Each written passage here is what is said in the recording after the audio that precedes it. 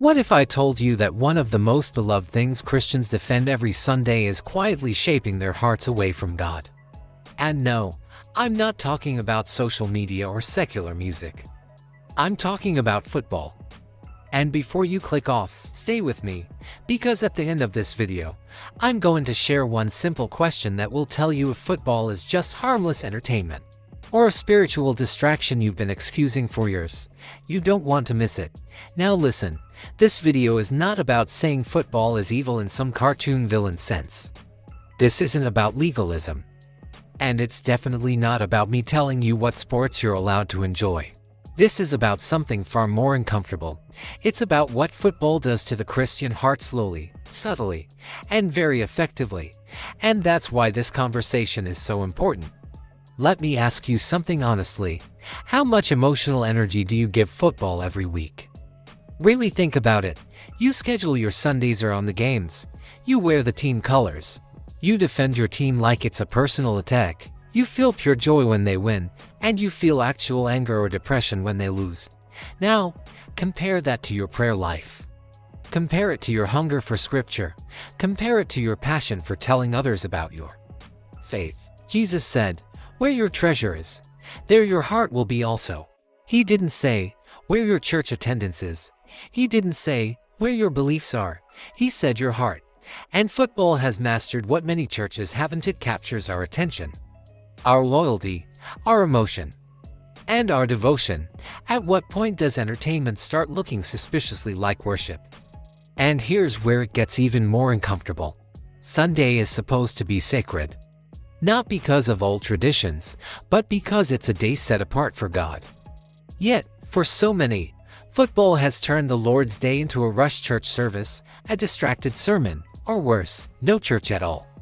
How many of us have said, "I'll just watch the replay later" when talking about a church service, but then say, "I can't miss kickoff" when talking about the game? You might think, "Oh, God understands," but the real question is, do you understand what you're actually choosing in that moment? Because whatever consistently takes priority in your life reveals what you value most. Let's also talk about the nature of the game itself. Football is built on controlled violence. We're watching men trained to collide at full speed. Bodies are breaking, brains are rattling, and serious injuries are often just called part of the game. And we cheer. We call it toughness. We call it entertainment. But Scripture tells us to be peacemakers, to guard our hearts, and to meditate on whatever is pure and lovely. When violence becomes just casual background noise for our weekend, it shapes us. You might not notice it on the surface, but your soul does. Here's another hard truth to swallow. Many Christians today are more confident identifying as a Cowboys fan, an Eagles fan, or a Chiefs fan than they are as a follower of Christ.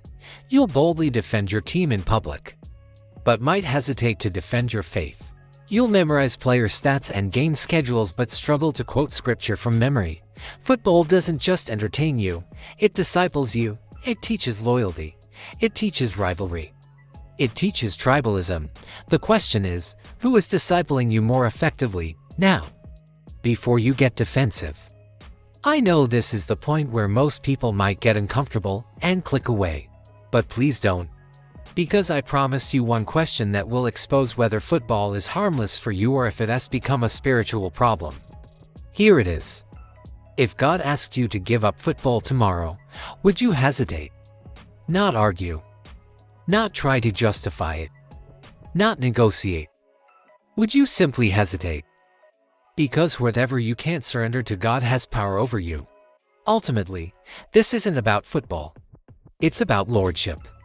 Jesus doesn't compete for first place in your heart. He either is Lord of all, or something else is. If this video made you feel uncomfortable, good.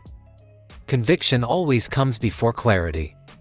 If you stayed all the way to the end, comment "He is Lord" below, and let's start an honest conversation in the comments. Thanks for watching.